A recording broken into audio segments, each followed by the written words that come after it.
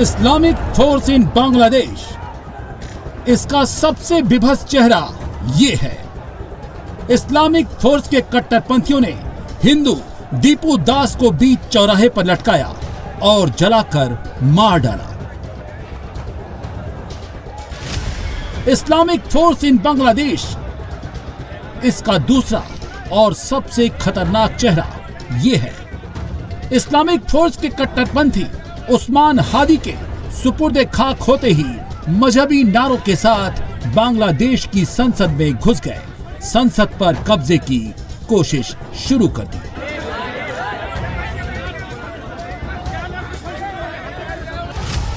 Islamic force in Bangladesh, इसका तीसरा चेहरा ये है, हिंदुस्तान से नफरत। इस्लामिक फोर्स के जिहादियों ने नफरत की सारी सीमाएं लांघ दी। चटगांव में भारत के असिस्टेंट हाई कमीशन पर हमला कर दिया।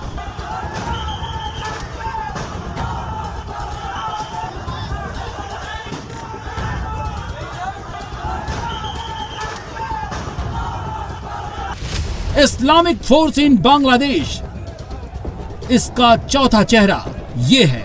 जब बांग्लादेश को बनाने वाले शेख मुजीबुर रहमान के घर को इस्लामिक फोर्स ने जला डाला और जिस पार्टी ने बांग्लादेश को तरक्की तक पहुंचाया, उसके दफ्तर को फूंक डाला।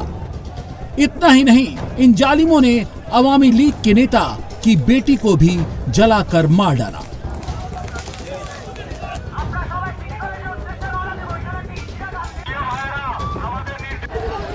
बांग्लादेश में इस्लामिक फोर्स खड़ी हो चुकी है।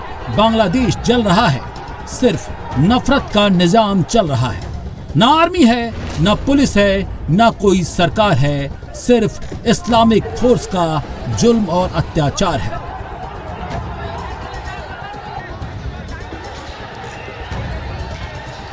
कोई जमात का झंडा उठा रहा है, कोई आईएसआईएस का नारा लगा रहा है, कोई हमास का नाम ले रहा है, कोई मुनीर के तलवे चाट रहा है, कोई कश्मीर का पर्चा उड़ा रहा है।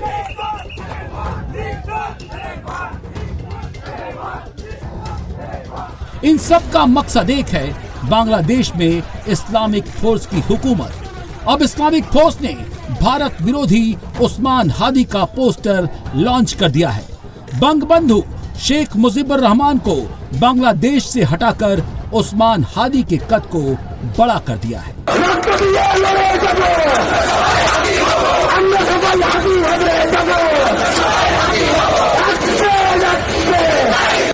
इनका मकसद बांग्लादेश नहीं है, इनका मकसद सिर्फ और सिर्फ इस्लामिक फोर्स है। किसी को मारो, किसी को काटो, किसी को पकड़ो, बस इनको इस्लामिक राज से मतलब है। इनके लिए बांग्ला प्राइड ढकोसला है और सबसे आगे इस्लामी राज है। और यही बांग्लादेश की इस्लामिक फोर्स का सबसे डराने वाला थॉट है। ये कैसे काम कर रहा है और इस्लामिक फोर्स कौन चार्ज कर रहा है, खुद देख लीजिए।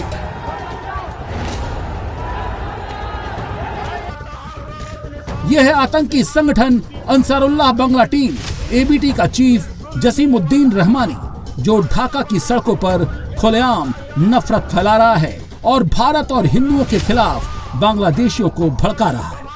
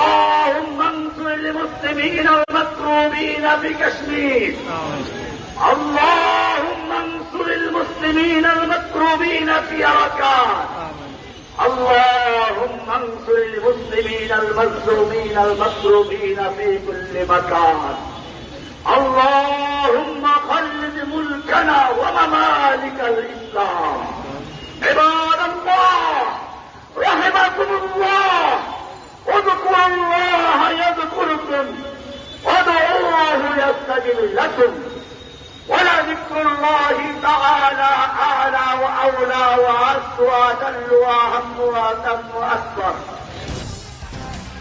दीपुदास को जिंदा क्यों जलाया गया? चटगांव में भारतीय कमीशन को क्यों निशाना बनाया गया? वजह जसीमुद्दीन रहमानी जैसे आतंकी हैं जो बांग्लादेश में इस्लामिक फोर्स को नफरत की यूरिया से सींच रहे हैं और खुलेआम उन्माद फैला रहे हैं। ऐसे एक नहीं सैकड़ों रहमानी हैं जो बांग्लादेश में जहर उगल रहे हैं। उसी में से एक ये भी है। जुबैर अहमद तशरीफ बांग्लादेश का इस्लामी चरमपंथी है। इसको सुनिए, फिर आप समझ पाएंगे कि कैसे बांग्लादेश इस्लामिक फोर्स के शिकंजे में कसता चला जा रहा है। सोशल मीडिया पर वीडियो डालकर जुबैर ने भारत और हिंदुओं को धमकाया है। जैसे दीपुदास को मारा वैसे ही बांग्लादेश के एक एक हिंदू को तड़पाएंगे। রবিচন্দ্র দাসের পুত্র দীপুচন্দ্র দাস দীপুচন্দ্র দাসকে পরপারে পাঠিয়ে দিয়েছেন। খুব আমি সবকিছু খুলে বলতে পারছি না, যেহেতু ফেসবুকের গাইডলাইনের ব্যাপার স্যাপার আছে, কিন্তু কথা হচ্ছে बांग्लादेश की इस्लामिक फोर्स ने उस्मान हादी की मौत को ऐसे ही ऑन नहीं किया है। ऐसे ही नहीं, लाखों जिहादी हादी के जनाजे में पहुंच गए। सच तो यह है कि हादी के भीतर भी वही नफरत थी, वही मिशन था जो इस्लामिक फोर्स चाहती थी, भारत से नफरत। ये हादी की छोटी बहन है। सुनिए कैसे इसके भीतर इस्लामिक फोर्स का डाला गया वायरस कुल बुला रहा है।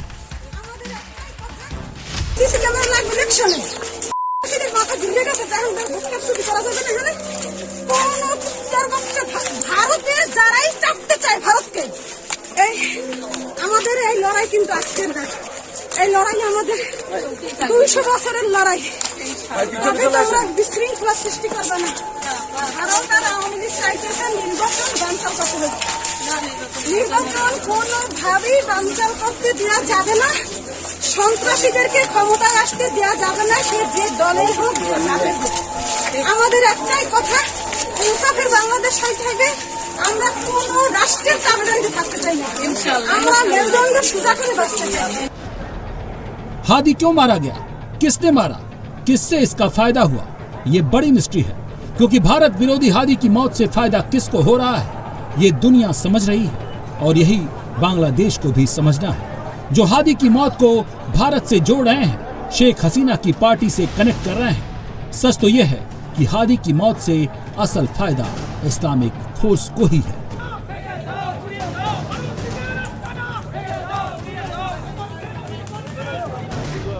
मतलब साफ है और मकसद इनका एकदम क्लियर है। इस्लाम के नाम पर देश पर कब्जा कर लो, तख्ता पलट दो। पहले शेख हसीना का तख्ता पलटा, यूनुस को लाया, अब उसका भी तख्ता पलट कर दो। इस्लामी फोर्स सिर्फ धर्म की सत्ता बांग्लादेश में चाहती है, और ये कितनी ताकतवर बन चुकी है इसके सामने बांग्लादेश की आर्मी भी हाथ जोड़कर खड़ी हो चुकी है।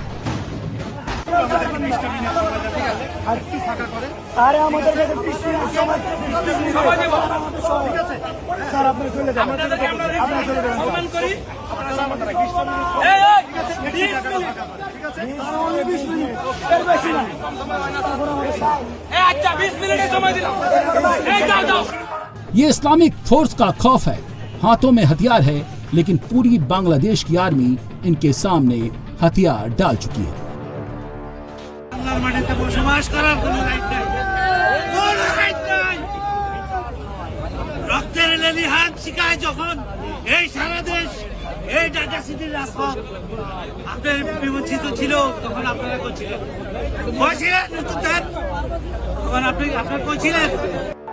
इस वक्त बांग्लादेश को सीरिया बनाने की तैयारी हो रही है। इस्लामिक फोर्स बांग्लादेश को सीरिया बनाने की कोशिश कर रहा है, और ये दिन दूर नहीं जब साउथ ईस्ट एशिया का बांग्लादेश इस्लामिक फोर्स का अड्डा बन जाएगा। बात सिर्फ बांग्लादेश की नहीं है, इस्लामिक फोर्स पूरी दुनिया में अपना पैर जमा रही है। ऑस्ट्रेलिया में बॉन्डी बीच पर निहत्थों को गोली चलाने वाले कौन थे?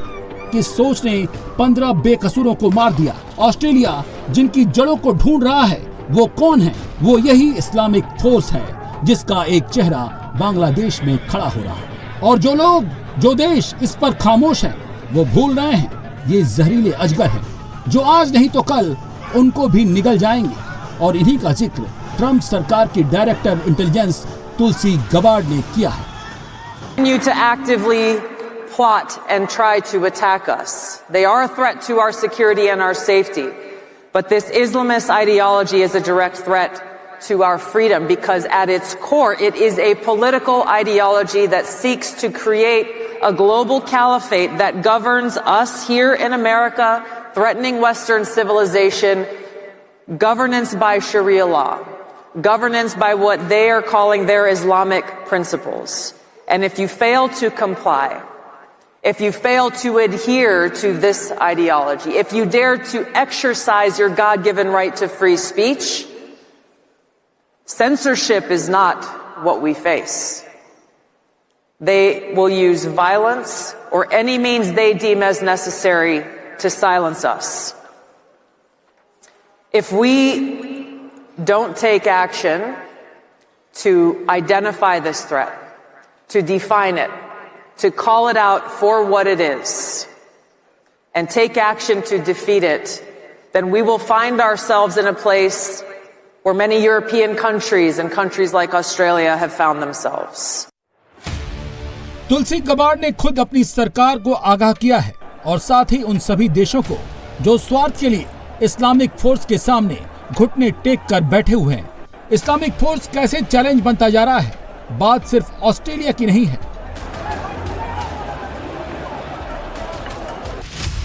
जर्मनी के मैग्डेबर्ग क्रिसमस मार्केट में हमले की आतंकी साजिश को नाकाम किया गया। इस हमले की साजिश इस्लामिक कट्टरपंथियों ने रची थी। पोलैंड में लुब्लिन क्रिसमस मार्केट पर आतंकी हमले की साजिश को भी नाकाम किया गया। 22 अप्रैल 2025 को पहलगाम आतंकी हमले में 26 निर्दोष नागरिकों की धर्म पूछकर हत्या की गई थी। इस हमले के पीछे भी इस्लामिक आतंकी थे। 7 अक्टूबर 2023 को इजराइल के नागरिकों पर बर्बर हमला हुआ, 1200 लोग मारे गए। ये हमला किया था हमास ने, वही हमास जो आज इस्लामिक आतंकवाद का सबसे क्रूर चेहरा है। 22 मार्च 2024 को रूस में मॉस्को के क्रोकस सिटी हॉल पर हमला हुआ, इसमें 145 लोग मारे गए थे। इस आतंकी हमले के पीछे भी इस्लामिक आतंकी थे। इस बार इसका नाम ISIS-K था। Countries where you can get arrested for praying silently on the street corner, as has happened in the UK. Countries where you can be arrested for putting up a social media post that someone finds offensive somewhere. The threats from this Islamist ideology come in many forms. As we approach Christmas right now in Germany, they are canceling Christmas markets because of this threat. In places like Dearborn, Michigan and Minneapolis, Minnesota, Islamist clerics are openly pushing this Islamist ideology, trying to recruit and radicalize young people.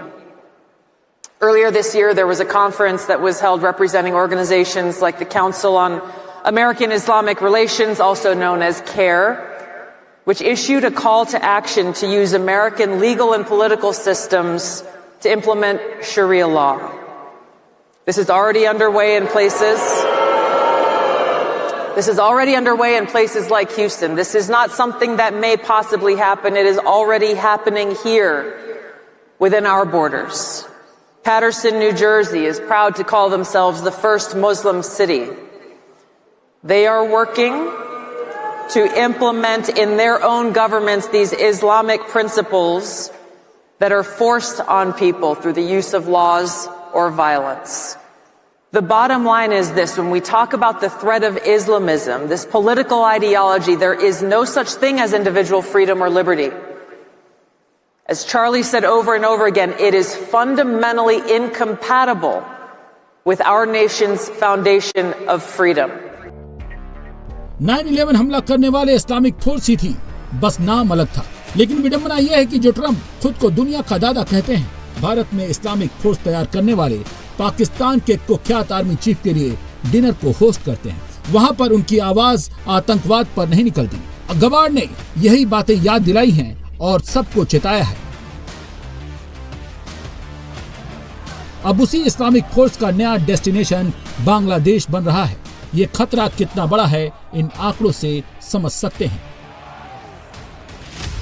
Global terrorism index की report के मुताबिक पिछले 2 साल में दुनिया में करीब 7,000 से ज्यादा आतंकी हमले हुए हैं। इनमें 16,000 लोगों की जान गई है। समय के दायरे को थोड़ा और बढ़ाएं तो पिछले 10 साल में दुनिया में 40,000 से ज्यादा आतंकी घटनाएं हुई हैं। इन आतंकी घटनाओं में 2.5 लाख से ज्यादा लोगों की जान गई है। 85% आतंकी घटनाओं के पीछे इस्लामिक आतंकी संगठन है। पिछले 10 सालों के दौरान 100 में से 85 आतंकी वारदातों को अंजाम देने वाले आतंकी संगठन वही हैं जिनके डीएनए में शरिया और इस्लाम है। इसीलिए दुनिया को आज इस्लामिक फोर्स की गर्दन को मरोड़ना होगा, नहीं तो आज बांग्लादेश जल रहा है, कल सबका घर जलेगा। फिलहाल भारत ने नकेल कसनी शुरू कर दी है। बांग्लादेश के चटगांव में भारतीय सहायक उच्चायोग के बाहर हिंसा के बाद भारतीय वीजा केंद्र की सेवाएं अगले आदेश तक बंद कर दी गई हैं। सुरक्षा स्थिति की समीक्षा के बाद ही केंद्र को फिर से खोला जाएगा, लेकिन बांग्लादेश के इस्लामिक फोर्स को रोकने के लिए और भी कड़ा कदम उठाना होगा।